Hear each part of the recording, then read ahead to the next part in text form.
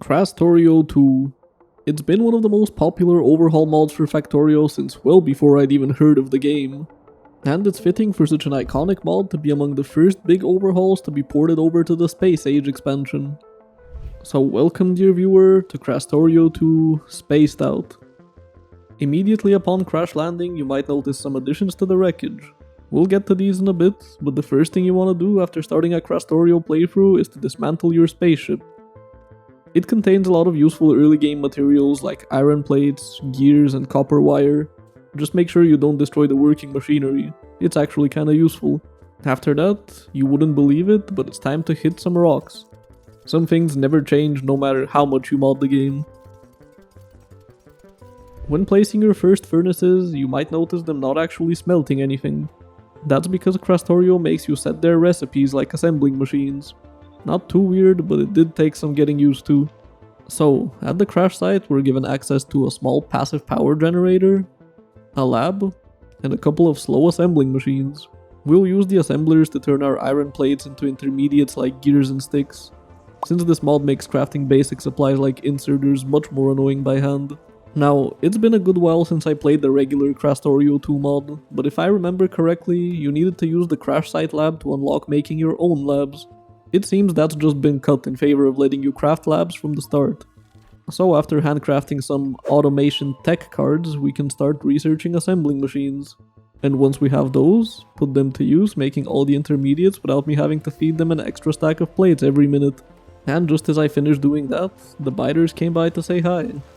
Hello biters, nice weather today. It seems that unfortunately this seed ended up having a biter nest like right next to the starting resources. So this is going to be my life for the first hour of this playthrough. To speed up the early game, it's important to have even a bit of hand-fed automation going, especially for science. Red science in this mod takes this thing called an automation core, which needs iron gears, sticks, and copper plates, along with these blank data cards you make from iron and copper wire. It's more expensive than usual, but nothing too scary. Another weird thing this mod does is make it so you actually need to aim where your bullets go instead of just holding down the spacebar. And as you can see, I am not very good at it. Thankfully, gun turrets still aim by themselves. Let's just solve this problem at the source. Much easier than defending. And it seems that creep isn't a thing anymore and you just mine the destroyed biter nest to get biomass. Huh, I guess this mod really has changed quite a lot from what I remember. Now that that's taken care of, let's get to work on the starter base. In Krastorio, you need 2 of any ore to make a plate. So while the amount of furnaces we need didn't change, it does mean we'll be getting half the usual amount of plates out, which will prove quite annoying in combination with the more expensive buildings. There is a technology you unlock slightly later that lets you boost that 50% ratio to more like a 75% ratio, but in the early game it's quite a hassle to set up, and in the late game you don't really care that much about ore efficiency anymore. Remember kids, always check your ratios when playing modded Factorio. In this case, the sacred 3:2 wire to circuit ratio is changed to a 1:2 ratio. And because buildings are harder to craft, we can't get away with just circuits, gears and iron plates. We'll need to add sticks and this new intermediate called iron beams to the starter bus. Using underground belts and long inserters, you can easily reach all 3 belts from both sides. It's just slightly more annoying. Belts are similar enough to what we're used to, so no big deal there. Inserters are a different story though. They take not only automation cores and green circuits, but this extra thing called inserter parts. So barely an hour into the run, I'm already forced to start boiling the spaghetti. Then I finish automating the rest of the early game buildings like mining drills, assemblers and gun turrets. And after that it's time to make some science. Well, in Krastorio they're called tech cards. I guess it makes more sense than a vial full of science juice. Red tech cards just need an automation core, and green cards need green circuits and gears. All tech cards require these blank cards though. Thankfully, they're pretty cheap. Get those into some labs and we're ready to do research. But we can already see the effects of the 50% efficient plates. So it's time to go grab an extra belt of iron. Don't ask me why I had to do whatever this is, I am just not very bright. Next, let's show off some new Krastorio mechanics. Stone can be crushed in these huge buildings to make sand, which can then be smelted into glass, which we'll need for a lot of different things. And we can grow our own trees in these greenhouses. They take in water and slowly make automated wood. We'll then need to smelt that wood in a furnace together with coal to make coke. And coke is needed to make steel. You know what they say? It's not a real Factorio mod if you don't have a new way of making steel. We don't have much steel demand yet, but we will in the future, so for now we'll just buffer it in some chests. The purpose of the starter base will be purely to get us through the early red and green research, and give us access to supplies to build a much bigger and better base. Thankfully, now that we have glass and steel, we can make pretty much every early game building. So with nothing else to do other than wait for research and supplies, I go out to do a bit of scouting and liberate some land from the biters. Killing these nests not only buys me some time before I start getting attacked constantly, but the biomass they drop is also needed for military science, so this could technically be considered a scientific expedition. After I'm done with that, I go back to base so I can automate red belts for later use. I feel like I'm pushing this base a bit past its limits with all this, but hey, it'll have plenty of time while I'm running around preparing the new one. Now, starter bases are cool and all, but they are called starter bases for a reason.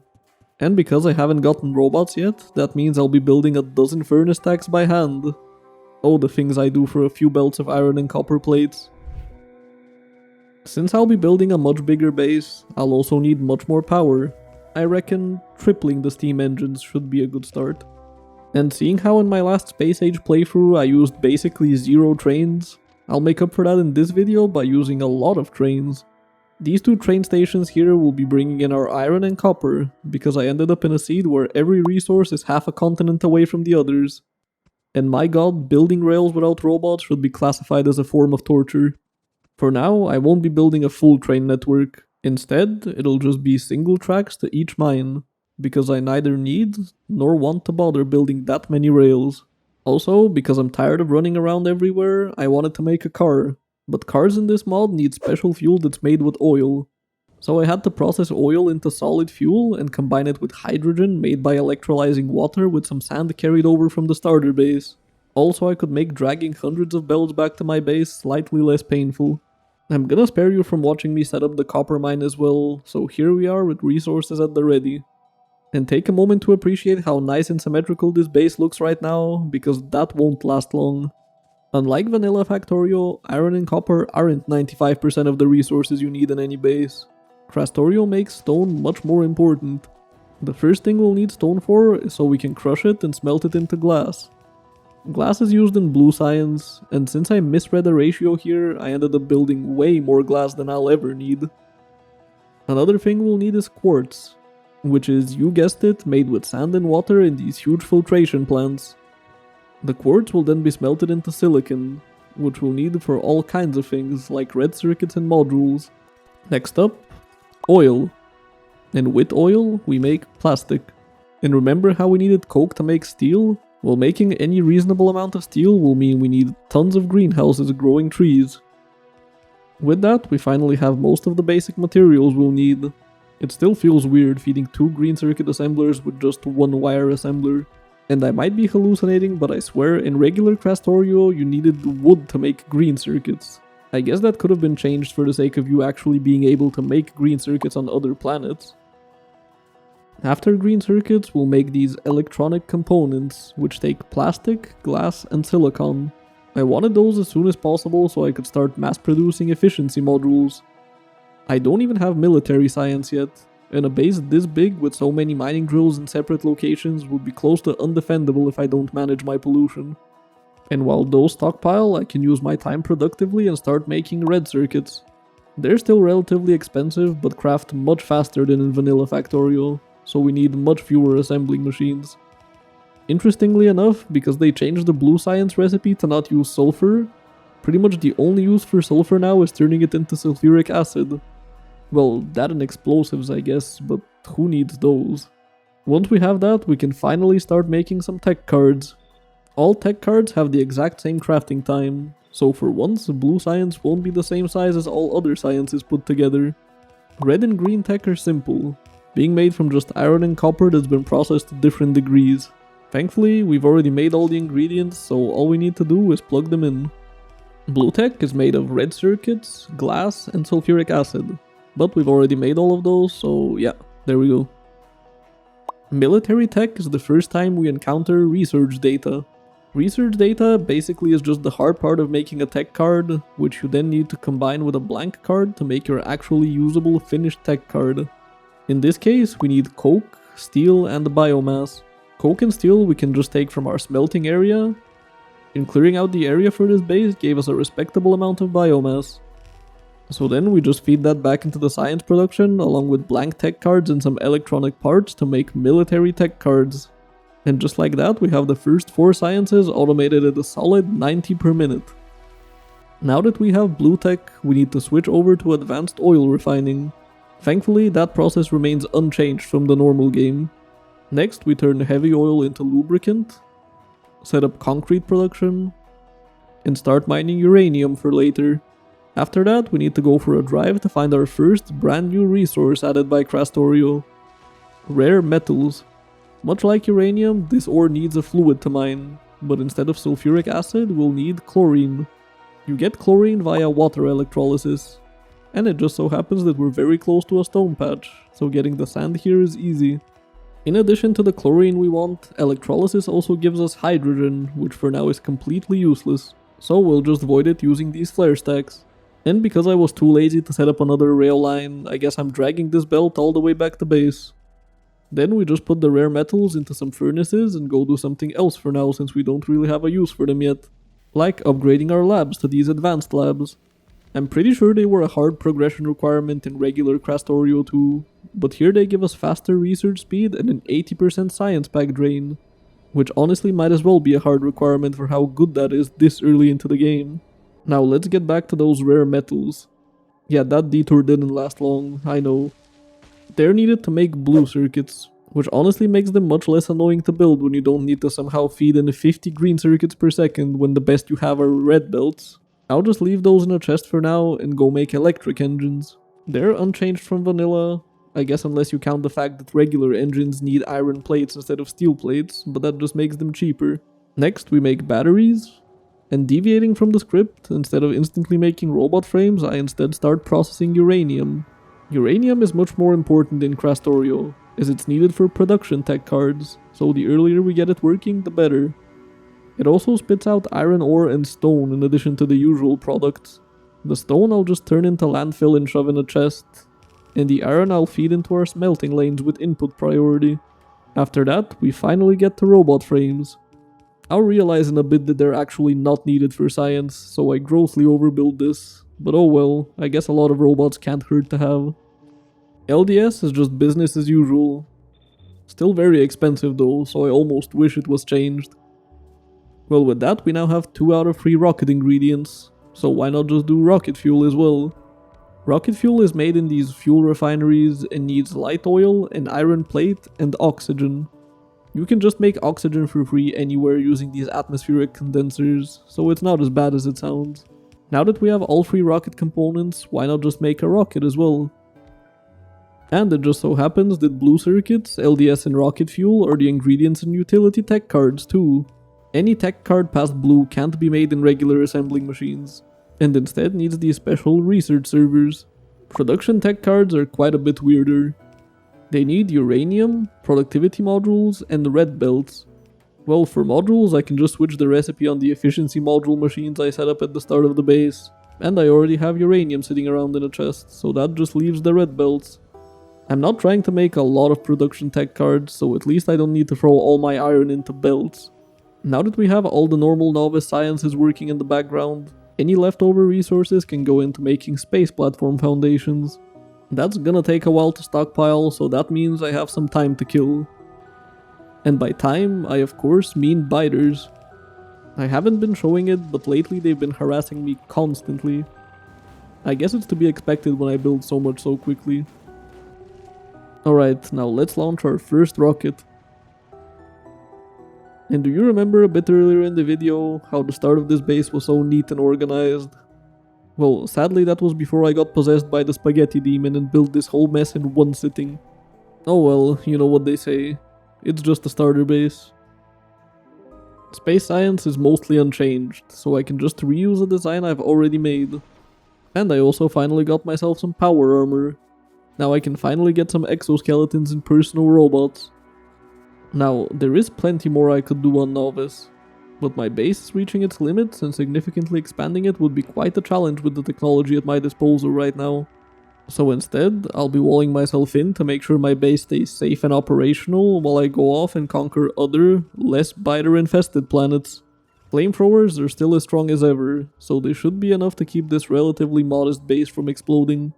While I was working on the wall, my space platform finally finished building. That'll be providing us with space research data, which means we need to turn that data into usable tech cards on the surface. And why would I bother actually designing my labs in a way that can accept more than 6 tech cards when I could just abuse filters so I can be lazy? Now that we have space science, or as it's called here, optimization tech cards, we can finally make a bot mall. Well, we could, if I was actually smart enough to leave enough open space between all the spaghetti. Oh well, I guess I'll just be filling up whatever space I accidentally left over for myself. I'm sure it'll be enough. And sticking to the theme of reusing platform designs, here's my Get Off Novice ASAP ship. The main benefit of spaceships like this is that they're extremely cheap to build, which is great when your base can barely manage a couple of platform foundations per minute. Now that the ship is building, I once again have some dead time, so I'll use it to wall off and place some turrets around my mines. The mining drills are full of efficiency modules, so they should barely attract attacks. So hopefully just leaving a bunch of turrets here with like half a stack of ammo each will be enough to keep them safe. And just to be sure, I then hop back in my tank and clear out all the biter nests anywhere near the mines. Well, I mostly did it because I was running out of biomass for military tech, but hey, 2 biters, 1 stone. I still have a lot of military research left to do, so I figured it would be smart to actually automate biomass production. These gross looking things are biolabs. No, not those biolabs. Different biolabs. Yeah, it's a bit weird, I know. They basically just grow biomass. Extremely slowly, but slow is better than not at all. And since I'll be leaving Novice soon for probably quite a long time, I set up Kovarax over here in one of the few available empty bits of my base. It'll only be making like an extra 8 U-235 per minute, but over the course of 30 hours that's still gonna be quite a lot of spicy rocks.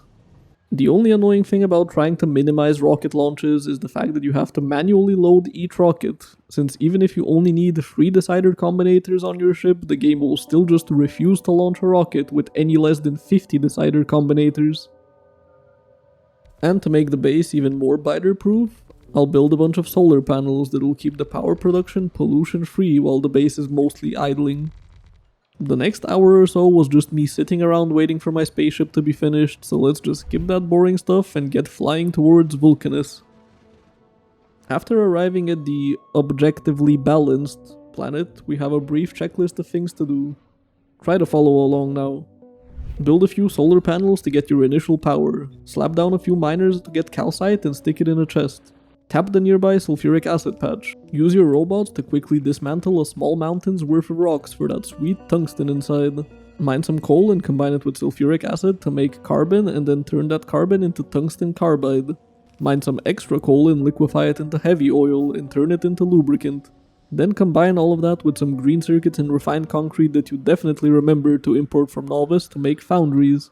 And finally get annoyed that your base stops working every minute because solar power sucks and use the appropriately powerful acid neutralization recipe to make a completely normal amount of power. After that, we can use foundries to make molten iron and then cast it directly into any iron or steel intermediate with basically zero effort. God, I love Vulcanus. Now we've got almost everything we need to make a frankly way too big base for how early in the game this is. We're just missing tungsten. But that can easily be remedied with a tank and some uranium shells. As if it wasn't already easy enough to kill these guys in regular space age, Krastorio makes your tank's range so long that you can just shoot them from outside their dust cloud, making them entirely non-threatening. And seeing how easy that was, I figured I might as well take care of a few more demolishers now, since for some reason their remains are absolutely filled with tungsten that I'll use for more foundries. Once I've taken care of the neighbors, it's time to make a little Vulcanus starter base. Normally, all you need for like every building in the game is just iron and copper, but this is Krastorio after all, so we'll also need stone bricks, glass, silicon, and just a tiny little bot mall for all the 500 different buildings in this mod. Then I make some big mining drills, start mining tungsten so I can automate the production of more big mining drills and foundries, set up normal and refined concrete, green circuits, and of course red belts. Just look at all this stuff. Remember, this is just the starter base to make me all the buildings I need for the real base. Well, you hear the music, right? That can only mean one thing.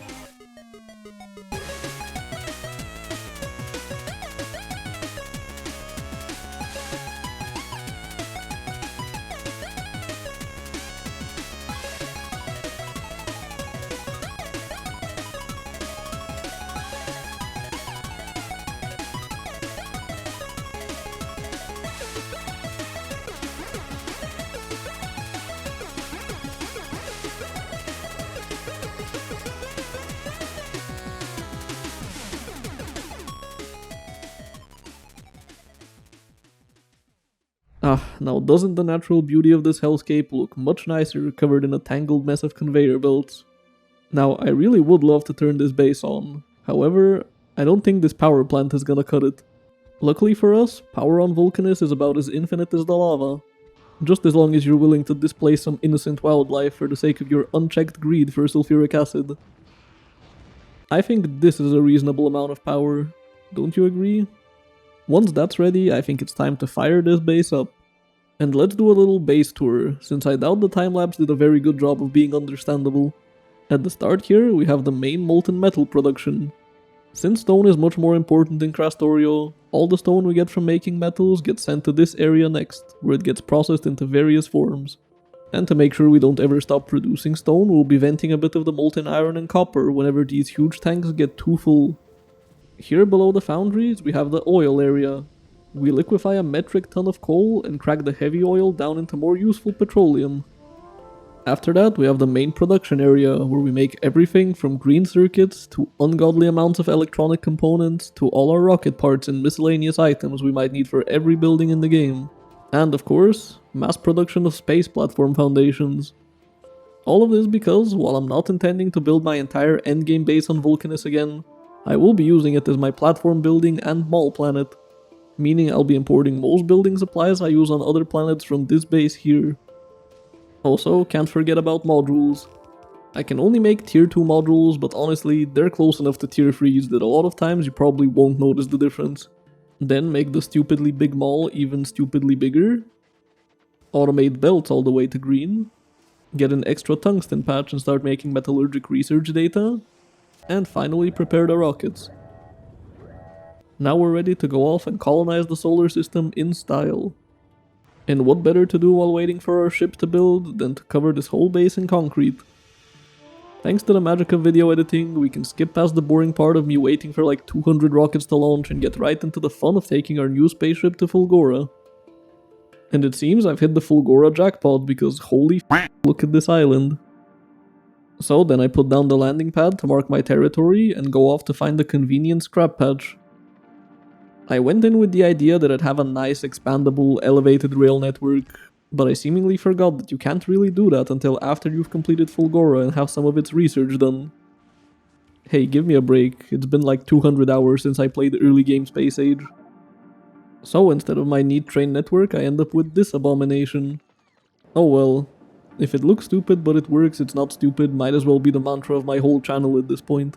If you're wondering why this unloading station design works, it's because Krastorio lets you change which belt lane inserters drop items to. I also made this temporary thing here so it can churn out recyclers, since I'm gonna need like a million of them. Now let's show the 10th different scrap sorting method I've come up with since Space Age launched, this time with some extra modded flair. Warehouses and loaders are two things that I'm increasingly wishing were present in vanilla Factorio, because they let you do cool stuff like this.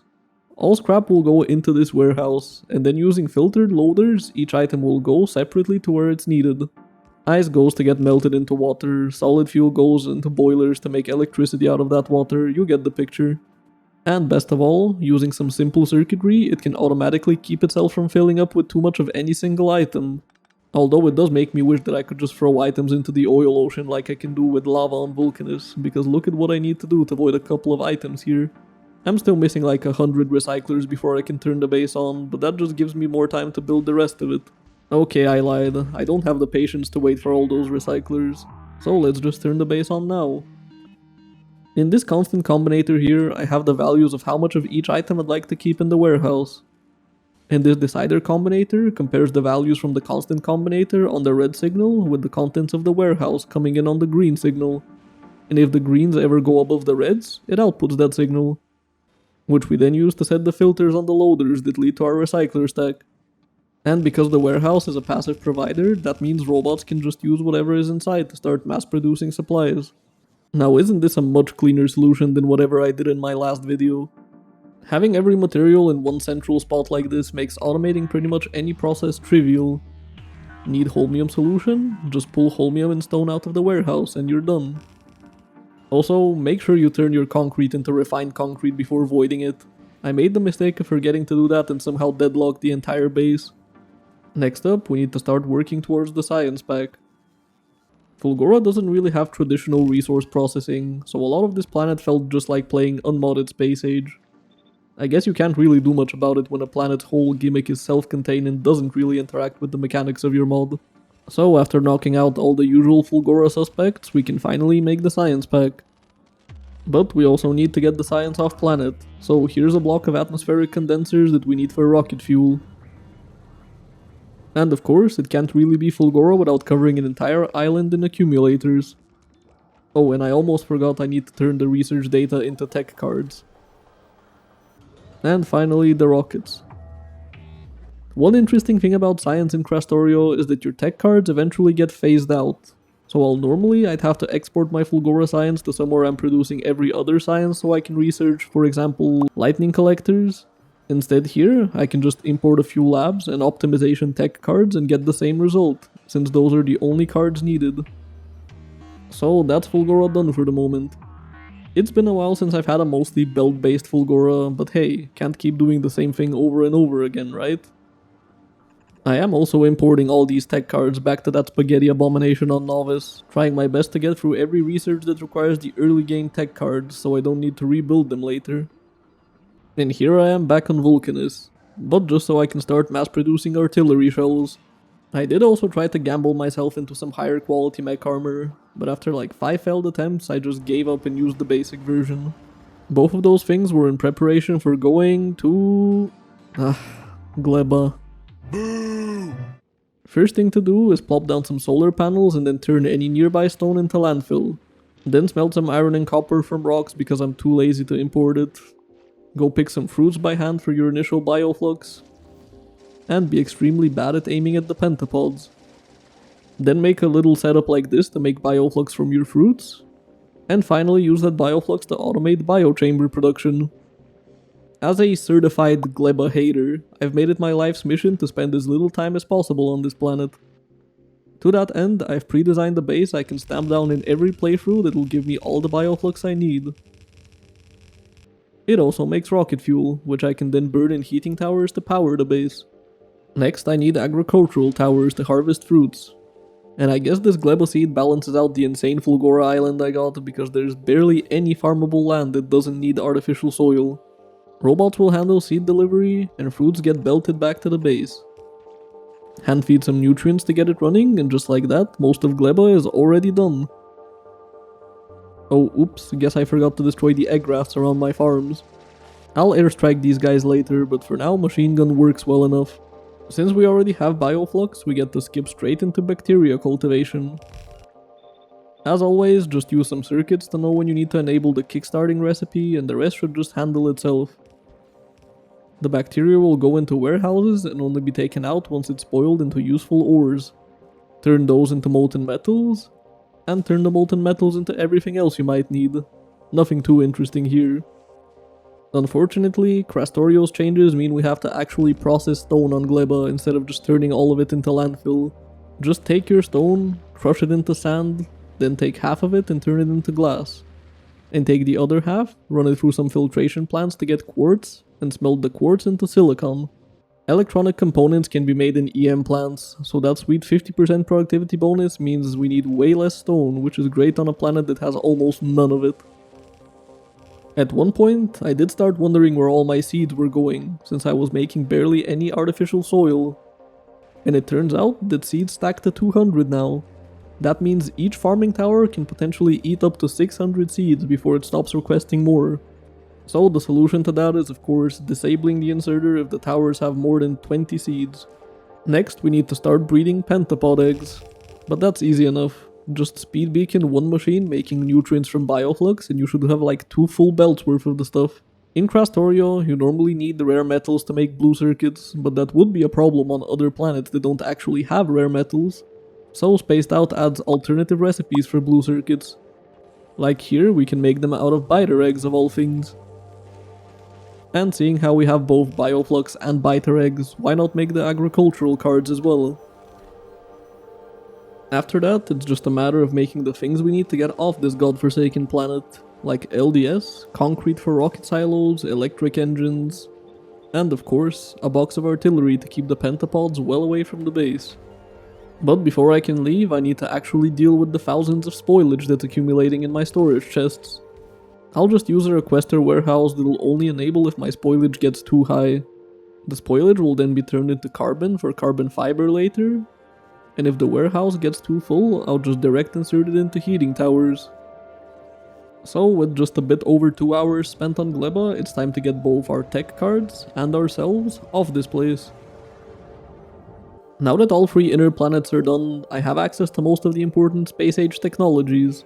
So it's time to launch up a bunch of new space platforms that'll serve as my cargo haulers. And here's the design. I've discovered the life-changing tactic of just using cargo bays as spaceship walls. Aesthetically pleasing and practical, even if you'll basically never manage to fill it all up. I'm gonna need to build 4 of these, so I made the obvious decision of leaving the game running and going to the grocery store.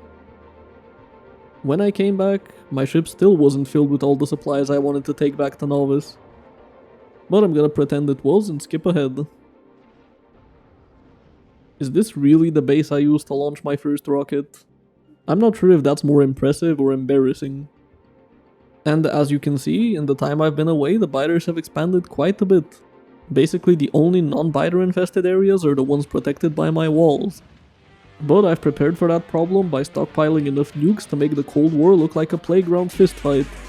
And unfortunately for the biters, this war ain't gonna be cold. Nuclear launch detected.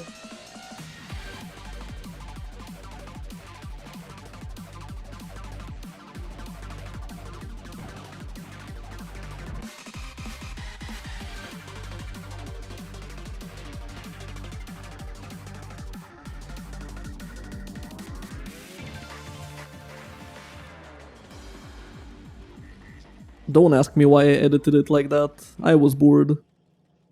Now that Novice is sufficiently irradiated, we have plenty of room to start working on our real base. Also, it seems one of the biters has come looking for revenge. Poor guy. I've left this one nest near my base alive because I need to capture it for some biter eggs. And before I can build anything else, I'll need a lot of power. Krastorio makes nuclear fuel much more expensive, but compensates by massively buffing the output of nuclear reactors. That's cool, but it also means all the ratios are different and I can't just reuse an old design, so I have to build one on the spot. This should be good enough. Just this 2x2 reactor gives us nearly 2 gigawatts of power. I call this one the appropriate use of force. Alright, let's actually get working on the real base. Since I've been neglecting trains lately, I wanted my base in this run to be entirely train-based. So I spent the whole day making my own train network. And I just gotta say, elevated rails are an actual 10 out of 10 addition to the game.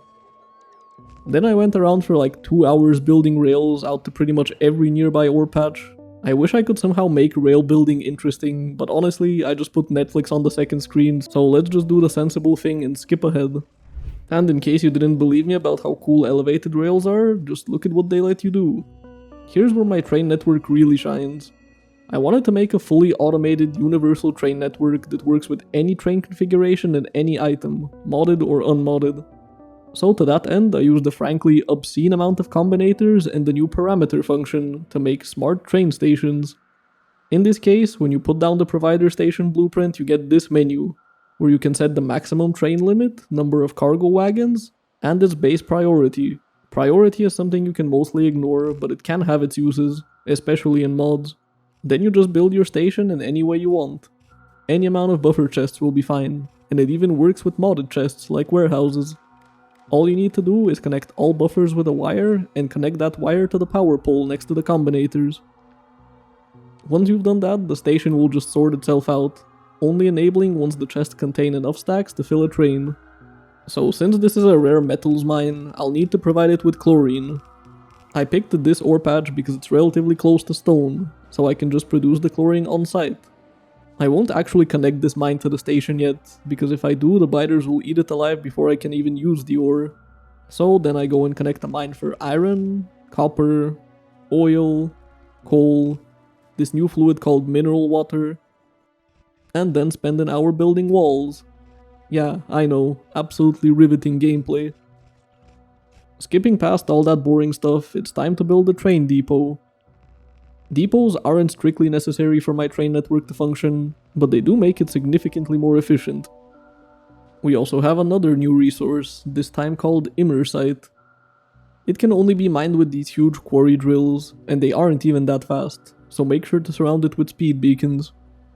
And here's how Novice is looking before we even build any production. So now let's explain the other half of the smart train system, the requester station. It also uses combinators and parameters, but it's a bit more involved. Here you need to select not only your train limit and number of cargo wagons, but the item being requested, and you need to specify the amount of buffers you have. I'm not sure if there's a better way to do this, but this is the only way I found to support any kind of modded containers. In this case, I'll be using 3 warehouses as buffers, so I set the number of buffer chests per wagon to 1, and the slots per chest to 500.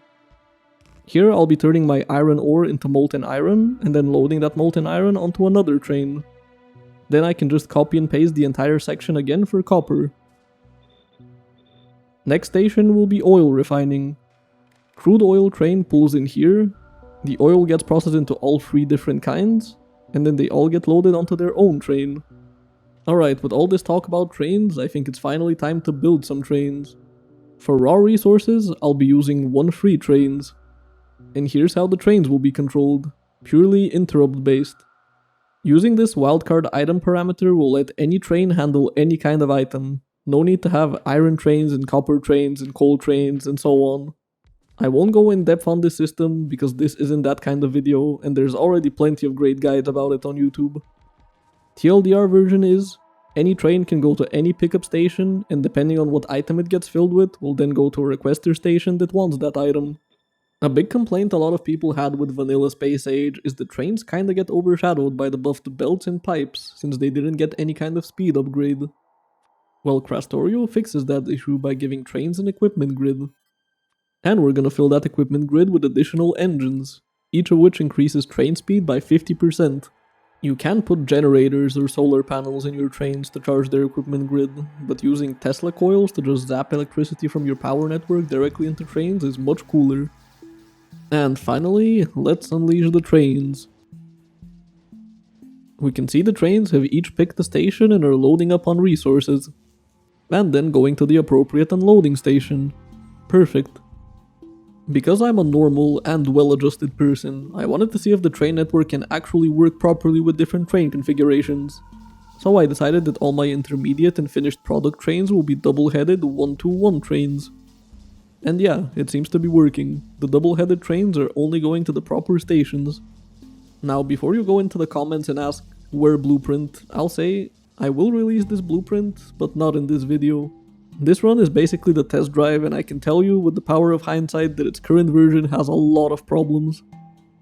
I'll polish it up, add some extra features, and release it at a later date when I'm happy with how it works, and think it's user-friendly enough that you can troubleshoot it without knowing exactly how it works. The main reason I wanted my product trains to be double-headed was because it allows for much more compact stations. Here for example, I can call in a molten iron and a molten copper train, basically right next to each other. Then use them to make green circuits, and load those onto a train in a very small footprint. Next, let's call in a stone train, crush the stone into sand, smelt the sand into glass, filter the rest of the sand to get quartz, smelt the quartz into silicon, and load both of those finished products onto trains. Yeah, with this system, that's pretty much all I need to do for any item in the game, which is an amazing thing to have when playing modded Factorio. And it only gets better the more complex the mods are. Need plastic? Call in a coal train and a petroleum train and you're done. Wanna mine uranium? Just call in a sulfuric acid train to your mining outpost. Easy. Want concrete? Yeah, you get the point. Trains are basically high throughput logistics bots when used like this. Next, we need to process all this uranium, since it's actually very important in this mod. Just run it into some centrifuges and output everything onto the same belt. It's not an issue. Then split off each product using filtered splitters and stick it in its own warehouse. You could also just use a single warehouse and filtered loaders like on Full-gora, but I decided to do it this way. If I was low on iron and stone, I could make additional stations here with high priority, but I have plenty of both, so I won't bother. Then we build an absolutely overkill amount of Kovarex and load the uranium onto a train for later use. But after a bit more building, I started getting worried about my power output. So let's go solve that with fusion. Fusion is very different in Krastorio, and you don't need to go to Aquilo for it. Well, Aquilo fusion also exists, and it's still just called fusion. Yeah, there's a few weird things like that in this mod. Spaced Out is an unofficial fork, meaning it's not made by the developer of Krastorio 2. That's not necessarily a bad thing, but it does result in some weird things like this slipping through, since the original mod wasn't intended to have space age integration, and changing them would probably require a fair bit more balancing work. I haven't encountered any game-breaking bugs or anything, and nothing that really impacted my gameplay experience at all. Just stuff like this, or the Krastorio Biolab and Space Age Biolab being called the same thing. So unless you're really bothered by tiny inconsistencies, none of this should be a big deal. Plus the mod is still actively being updated, so for all I know, even these are gone by the time this video releases. So while I've been on that tangent, I built this whole thing. This is all for the sake of making lithium. Yes, again, like the lithium from Aquilo. To make lithium you need mineral water, which you just mine like crude oil, and hydrogen chloride, which you get from, you guessed it, combining hydrogen and chlorine. That gets you this lithium chloride powder. You then need to filter it in an electrolysis plant to get actual lithium. And that process is extremely slow, so yeah, I just built a ton of them. Then just load the lithium onto a train and we're done. I needed the lithium to make tritium, which is needed for fusion power.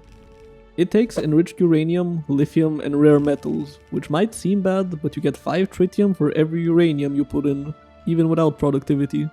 We then use the tritium to make DT fuel cells, which need some heavy water, which is just made by shoving water into electrolysis plants and waiting a while, so pretty easy. And now we can build the fusion reactor. This huge thing just outputs high temperature steam that you then run into these advanced turbines and you get a lot of power.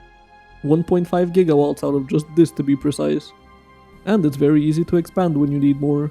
So now that electricity is no concern, I use the power of trains to make red circuits, blank data cards, rocket fuel, LDS, and blue circuits. With all that done, we can finally start working on the tech cards. And don't ask me about the rail signals here and how they work, I barely know either. As we know from earlier, yellow tech just needs the rocket component plus blank data cards. And the only cards we need to rebuild are yellow and purple, since as I said before, the early game ones have already been phased out. Getting to use modules and beacons also means we'll be getting a very respectable amount of science, even from relatively small builds. For example, this setup will produce around 700 yellow tech cards per minute, which when put into biolabs with modules will be more than enough to beat the game. For purple tech cards, we'll need productivity modules, uranium, blank tech cards, and red belts. So we call our trains over and get to building, since sadly I don't have a train full of productivity modules just standing around. Apart from the modules, we also need to produce a decent amount of red belts, but that's easy enough with foundries and this neat little module I built that outputs 24 red belts per second. Plug all those in and that's purple tech done. Then we build some biolabs to increase our SPM even more, or would it be called TPM in this mod? Move the landing pad so our space age tech cards can make it to said labs, and build the stations where yellow and purple tech will be unloaded. I think I might have gone a bit overboard with the science buffers, but hey, the trains need to keep moving. But don't be fooled into thinking we're even close to done. We're still missing 5 whole tech cards. The first of those we'll be tackling is matter tech. Technically, you could have this tech card before even going to space, but I felt that the things in unlocks kinda break the progression of other planets, so I've opted to go for it now instead. And it's not like it's easy to make. The first step in this tech card is making nitric acid. It needs mineral water, rare metals, and ammonia. Rare metals and mineral water we already have on train, so that's easy enough. And ammonia is made by combining hydrogen and nitrogen, which we can both get from thin air with condensers, so it should be easy, right? Well, you need a lot of nitric acid, so that means a lot of ammonia, and condensers are extremely slow, so that means we need just a measly 108 speed beacon condensers. At least I had a lot of free space. Once we have nitric acid, the next step is to start processing that immersite ore from earlier. First, we need to crush the ore. This gives us immersite powder and a lot of sand. The easiest way to deal with this is to just load it all into a warehouse and then turn all the sand into landfill. This might seem wasteful, but at this point I have so much glass that I doubt I'd ever run out. Next, the powder needs to be turned into immersite crystals, which also need nitric and sulfuric acid. The process is also extremely slow, so once again we need a ton of production for even a small amount of crystals. Load those crystals onto a train and it's time to actually make the tech card. We need to call trains for immersite crystals, lithium, plastic, and rare metals to make the matter research data. And trains of blank cards and blue circuits to make the actual tech card. It might seem needlessly annoying to have to make research data, but it gives you an extra step to use productivity modules in, so it's actually helpful. Then I had to AFK for a bit for enough immersite crystals to get produced, but the wait was worth it because that's matter tech done. I wanted to get some research done ASAP, so I just hand-delivered some tech cards to the labs. With that research, I get to turn my immersite powder into immersite plates, and research all the matter conversion technologies. Matter conversion is exactly what it sounds like. We can turn almost any raw resource into matter, and then turn matter into any other resource. Do you see what I meant about this technology breaking other planets? And we aren't even done here yet. We still need to make advanced tech cards. The first thing we'll need are lithium-sulfur batteries, which shockingly need lithium and sulfuric acid. The other things we need are electric engines and immersium gear wheels. But this is the only thing they're needed for, so I'll just be making them on site. Meaning, I'll need molten iron, green circuits and lubricant for the engines, and immersium plates for the gears. Get all of those into some research servers and there's our advanced tech cards. These will give us access to some extremely powerful late game buildings. It might seem like I'm breezing through these tech cards, and that's because I actually am. Train bases like this need a lot of upfront work, but once they're operational they make automating pretty much any new item go really quickly. Now, I could build a huge train mall on Novice to make those late game buildings I talked about, but that sounds like way too much work. And we now have access to these two buildings. These are the Matter Plant and Matter Associator. The only problem with them is that each one draws 50 megawatts of power baseline. But I know a place where I have a few spare gigawatts and every resource I need to make all the advanced buildings. Yes, this is the only operational rocket on Novice. No, I'm not gonna build more. All the late game buildings in Krastorio require rare metals and immersite products, which normally aren't present on Vulcanus. But we'll be using matter conversion to change that. I'll be using foundries to spit out mass amounts of stone, and since only raw resources can be turned into matter, I can't just cast the molten copper into plates and use that as well. So instead I'll be voiding it. I'm using a completely intended game mechanic here of voiding fluid by changing recipes using circuit conditions, since this is way too much molten copper to just burn away with flare stacks. Once that's done, I can just feed the infinite supply of stone into these matter plants, and now I have access to any resource I want. So I'll use it to make rare metals, immersite powder, and mineral water. Then I'll just copy my designs from Novice, and just like that, Vulcanus now has every material we need. I need to turn my immersite plates into gears and beams, and the crystals into these two things called AI cores and energy control units. With those, I can make new and improved substations with inbuilt lights, the advanced furnace, which is an upgrade to the foundry with a crafting speed of 12, and can use any foundry or regular furnace recipe. the advanced assembling machine, which is not only faster but has some unique recipes, and the advanced chemical plant, which can use every chemical plant recipe and has a 50% base productivity with a crafting speed of 8. So yeah, these buildings are kinda good. The first thing I do is use them to upgrade my production of immersite and rare metals on Vulcanus, and now I can use them on any other planet as well. Speaking of other planets, it's time to build the Aquilo ship. And hey, look, it's already done. How did that happen? Ah, good old Aquilo and its robot battery penalty. Always a fun time to get a base rolling here. Normally you need a ton of solar panels to run anything on Aquilo, but here we have an unlikely savior. These horrible wind turbines from the start of the game. Each of them produces 20 kilowatts of power, which might as well be a nuclear reactor compared to solar on this planet. So then we use a heating tower to unfreeze a chemical plant and use it to melt some ice into water. Build an actual nuclear reactor to provide both heat and power. Use the water from earlier to get it running. Start mining lithium brine, and remember to use rare pump jacks if you have them. Process the brine into actual lithium, which we can then smelt into plates for later, and then pump up some ammonia from the ocean and use it to start making industrial quantities of ice platforms so we can actually build things. Now that we aren't limited to the tiny starting island, we can automate water production for our nuclear plant. We only need the ice here, so any ammonia will just void with flare stacks. And just like that, we have the beginnings of our Aquilo base. Even if it does look a bit strange with all the new buildings. Once we have all the basics, we'll need a good amount of lithium production.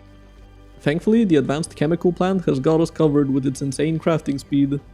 Just these 4 machines make 12 lithium per second. And if that wasn't enough, the advanced furnace adds an extra 50% productivity to the mix when making plates. The next thing on the to-do list is fluoroketone, and it does actually need to be made in cryo plants, so sadly no insane bonuses there. And as luck would have it, my fluorine patch is nowhere near my base. Thank god I brought like 3000 heat pipes. A good habit to get into on Aquilo is requesting rocket components to your landing pad and having a machine right next to it making rockets from fairly early on, so you can avoid the annoying waiting around for enough rockets later when you actually want to leave. So after making a bunch of fluoroketone, we have to cool it. And don't forget to limit how much gets produced if you don't want your whole base to stop working at one point. Next we need to make the cryogenic research data. It just takes all the same ingredients as vanilla cryoscience, so nothing too interesting there. Then it's time to make the tech cards, which annoyingly still need blank cards. Well, I guess I could import the cards from Vulcanus or something, but why would I do that when I have access to matter plants? Crude oil is another resource you can turn into matter, and guess what we have a bunch of just sitting around unused. So I'll just turn the oil into matter, turn the matter into iron and copper ore, smelt those into plates, and just make my blank cards on site. Aren't mods wonderful? And while all that's been happening, that one machine I left next to the landing pad has made me quite a few rockets. So let's export our tech cards back to Novice. I'm not quite done with Aquilo yet though, so while the ship goes to deliver the tech cards, I can already start setting up quantum processor production. And at this point I'm just using belts for fun. It would be infinitely easier to just have robots deliver the ingredients instead of whatever I'm doing here. I also preemptively set up cryo plants to make fusion reactors and railguns, and turn any leftover matter into stone that I'll use for foundations. Okay, now I think I'm actually done with everything on Aquilo. So let's take off back to Novice. The second to last tech card in this multi-mod madness is the Singularity tech card, and the ingredients it needs seem not very enjoyable. Since it needs biter eggs, I'll start by making captive biter spawners. And this thing is the new and improved big roboport, with a perfectly reasonable 400 by 400 construction area. Don't forget to leave some laser turrets around any biter spawners. You might think nothing could go wrong, but something always goes wrong eventually. Apart from biter eggs, we also need AI cores and these things called matter stabilizers, which themselves need energy control units. Honestly, I was recording this footage after being awake for like 18 hours straight, so I just started pulling belts and trains from wherever with almost no concern for expandability or the fact that I was building train stations right next to my depot exit. But I figured I'm close enough to the endgame that it shouldn't matter. The matter stabilizers also need to be charged before they can be used for science. That's done in these charging stations. Usually they would get charged, spent, and then recharged, but the tech card just destroys them instead, so no need to worry about that. Once we have all of those extremely expensive ingredients, we can put them into research servers and get our singularity tech. Well, just as soon as my laughably insufficient immersite processing makes enough plates. Alright, that was the last tech card in Krastorio, so we're done, right? Wrong. To win, we'll still need to make Promethium tech cards. Yeah, Promethium isn't a post-game only thing anymore. But before I worry about that, I go off and start mass producing Tritium. I'll need it both to power the rest of my novice base, but also for my Promethium ship. And Singularity Tech gave us some more cool toys, like even better inserters, Singularity beacons, and purple belts. As if green belts weren't already fast enough. We'll be making all of those on Vulcanus, because who doesn't love infinite resources? In the meantime, I'll build a bunch of additional fusion reactors with my newly acquired tritium. 14 gigawatts of power. Surely I'll never need more than that. Then I went into a creative world to design my Promethium gathering ship, utilizing all the new Krastorio buildings. And yeah, there's a reason I usually don't show this in my videos. It's very slow and boring. So I'm gonna stick to that principle and bam, here's the finished design. But please don't be fooled. Finished doesn't mean it's any good. It has all the usual amenities of a Promethium ship, fusion reactor for power, all kinds of production, enough guns to make the Americans salivate, you know, the basics. It's gonna take a while to build, but that's fine, because I forgot to check the recipe for fusion cells and didn't realize they need tritium. So my single rocket on Novice has some work to do. And I also reused the space science design from my Megabase video, because it was starting to be a major bottleneck. After attempting to throw myself into lava from the boredom of having to wait for the ship to build, and then going AFK when I realized it wouldn't work, the ship is ready and flying to Aquilo. The process of getting Promethium science here is made much easier by the fact that the Promethium research data you make in space doesn't actually need biter eggs. Those are only needed for the tech card, which we can make safely on Novice. That means we don't need to worry about ship speed or any kind of biter safety measures. Which is great, because I made the mistake of thinking I'll be fine with regular rockets instead of explosive ones, since I wouldn't have to fly deep into the shattered planet due to time constraints. So after loading up on quantum processors from Aquilo, we take flight toward the shattered planet. Getting out of the solar system was easy enough, but when flying to the shattered planet we started taking hits, mostly because I underestimated how important the AoE from explosive rockets was. So to remedy that without a full redesign, I had to slow the ship down to a crawl by controlling the amount of fuel that goes to the thrusters. Well, with the ship being that slow, and the fact that it shouldn't really go far past 50,000 kilometers to the shattered planet, we'll have quite a bit of time until we get a good amount of Promethium research data. So I'll be going back to Novice, now equipped with upgraded beacons, inserters and belts. I want to expand my territory a bit, and it wouldn't really be a Factorio video without some artillery now, would it? So, once every biter in a 5-mile radius has been made a part of the Circle of Life, let's build yet another base on Novice. First, we'll start by mining this iron patch. And with our new singularity beacons and purple belts, that means a lot of ore from just this one patch. And just look at the length of these underground belts. Do you remember that ore enrichment process I talked about all the way at the start of the video? Well, I didn't want to go through the whole game without showing it at least once, so here you go. You take your ore and put it into a chemical plant. A normal one would work, but we have the advanced one, so of course we'll use those. You also need water and sulfuric acid. This will give you an enriched version of your ore, which can be smelted or melted more efficiently, along with a byproduct of dirty water which we'll need to clean. After enriching the ore, it'll go directly into advanced furnaces to be turned into molten iron, and remember, both of these buildings have a baseline productivity of 50%, so we'll be getting an absolutely ungodly amount of iron from this. Then I copy and paste the same design for copper, and build some chemical plants in the middle to handle all the dirty water. Cleaning dirty water gives you a bunch of stone, and a small trickle of some other resource you choose, and just try to guess what I'm gonna do with all the stone.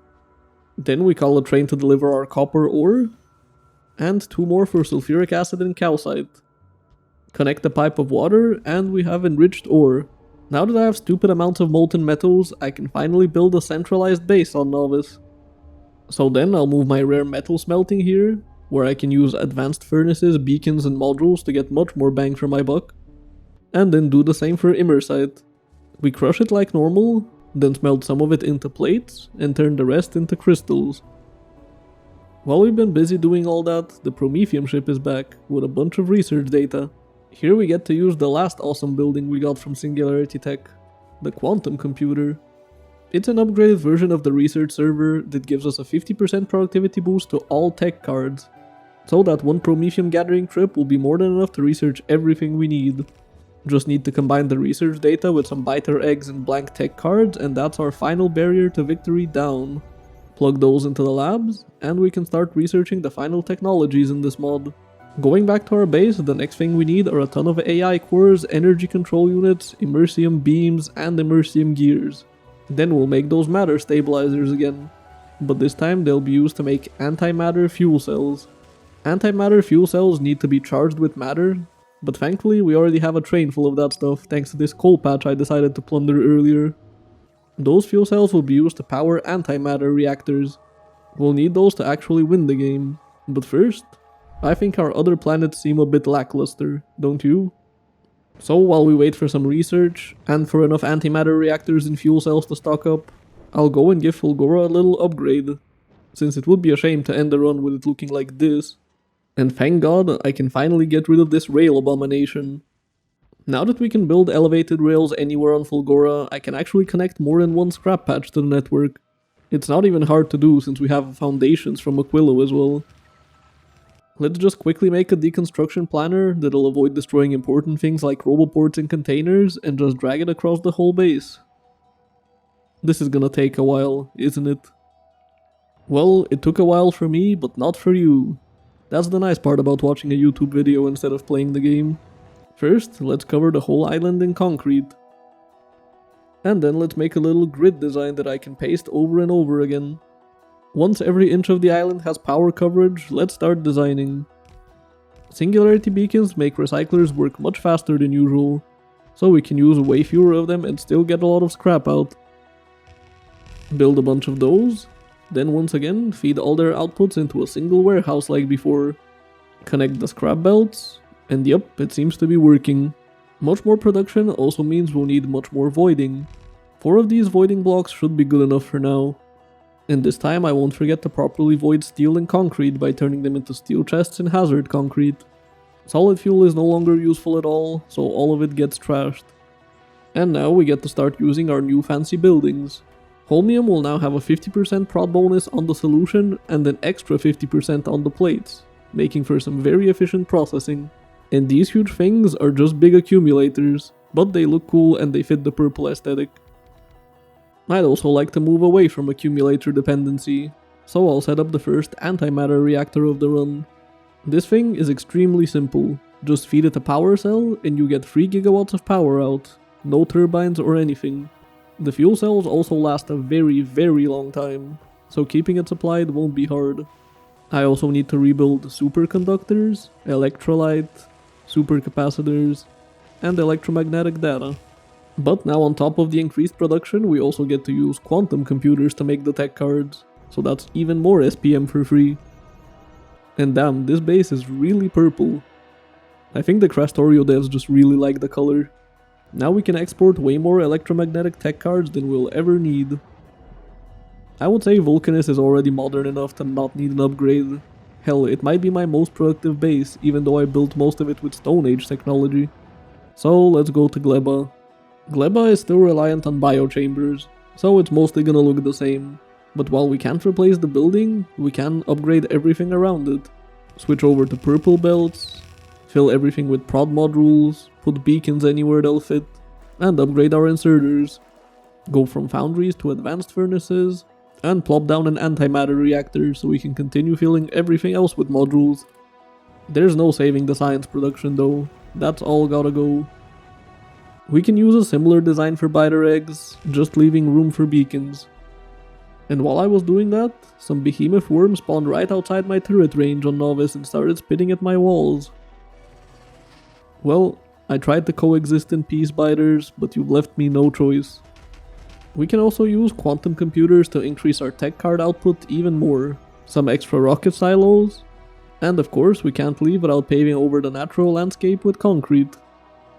Crazy how much extra output you can get from a base just using productivity everywhere. Finally, we can go back to Novice and finish the game. Huh? What's that? Aquilo? Never heard of it, sorry. And here's our ticket to victory, the Intergalactic Transceiver. To activate this thing, we'll need a whopping 60 gigawatts of power.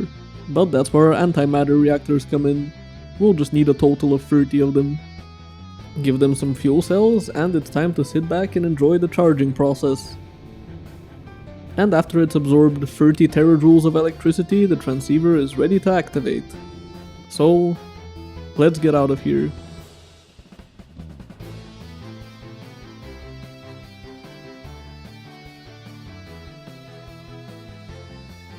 Well, apart from the cool animation, it seems that not only will we be rescued in 268 years, but activating the transceiver also nuked my entire base. Alright, I'll post a follow-up video when the rescue ship gets here, just remind me in 268 years. But for now, thank you very much for watching, and until next time, see ya!